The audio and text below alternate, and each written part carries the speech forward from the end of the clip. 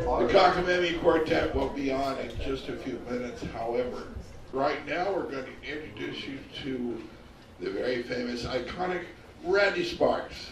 I enjoy being an opening act. In fact, when I have my own show, I still insist on being the opening act. It softens the blow. When I work with my big group, the New Christie Minstrels, it helps a lot to have something ahead of that onslaught of talent. And I'm the person who breaks that monotony. I come out here and talk a little bit and sing a bit. People used to say to me, if you go up there and do a bad show, you'll never work again. Well, I'm almost 85 years old and I don't give a shit. I love being a songwriter. That's why I'm here. My perfect idea of a songwriter's day is to write a song in the morning and sing it that night to a really good crowd. I've done that a few times in my life. His Indian name was Moose Dung. Wow, Moose Dung. Did you ever factor in that Indians had a sense of humor? I never did, and I finally figured it out because of Moose Dung.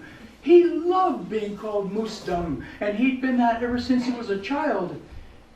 He loved it, and his son loved it. His son was Red Robe, and when Moose Dung died, Red Robe took over Moose Dung's name. He became Moose Dung number 2. Which is kind of redundant, isn't it? That'd be very gratifying to me tonight if I can sing that for you. Moose Dung, let me ask you, did you ever hear a better Indian name? Moose Dung, father of Red Robe. His dealings with the whites brought him fortune and fame. You might see him as a man.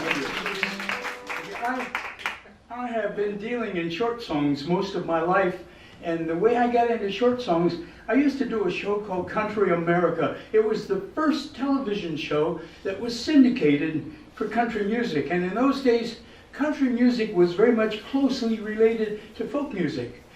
Remember the Grand Ole Opry? We had folk singers and country singers on the same program, and they were the same thing. Country music was folk music. And we did a show out of Los Angeles about country music. I got to meet every country star in the world. And one of my great moments in life was being in a dressing room with Marty Robbins and Jim Reeves, talking about chords and fancy ways to put our music out there. And those people were both based in Nashville. They knew everything about country music. I didn't. I'm just listening. And Jim showed us a couple of licks that they were using now in recording in Nashville. And then Marty said, well, I want to sing a song for you that I sang just last night. I recorded it just last night.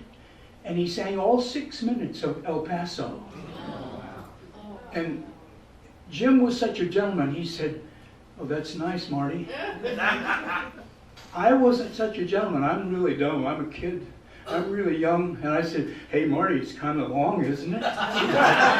It got down to 4 minutes when they finally put it out on the air, but that made it still the longest #1 record in history of music. I deal in the pendulum theory. If things are getting too long, too weird, they'll come back to the other direction. So I began writing short songs to counter for Marty Robbins' 4-minute song on record. And those are little songs like Jack be nimble, Jack be quick, Jack jump over the candlestick, oh, Jack jump higher next time. Or rub-a-dub-dub, 3 men in a tub, that's how rumors start. Did you ever stop and think about that? You know, that's one of the first things we teach our children. Expect them to grow up normal, whatever that means. Rub-a-dub-dub, 3 men in a tub. That's not right. I mean, it wasn't then. It is now. It's okay. And I eventually gravitated over to religious short songs because there's a need for that. If you sing short songs about religion, my brand of short songs about religion, they mix sex and religion, which makes religion a lot more tolerable and fun, and sex a lot easier to deal with.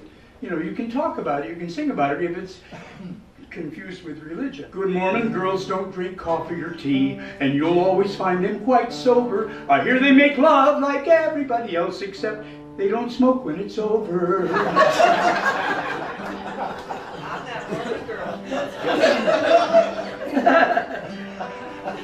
Some Catholic girls still do it for fun. In spite of the Vatican's warning, I strongly suspect they all genuflect and blab to the priest in the morning. I fell in love with a nice Jewish girl who satisfied all my desires. She whispered shalom, invited me home, and gave me a deal on some tires. Ain't that weird? Probably the best one. I love this. It says, she came to my room, but she wouldn't come in. One Mennonite night, hot and muggy. She told me that sharing my bed would be sin, so I did her in back of her buggy. Anyway, here's a short song that got longer after a while. It started out being just short. I wanted to write a love song for the Pacific Northwest, and I did that. And it's called Salmon Eyes.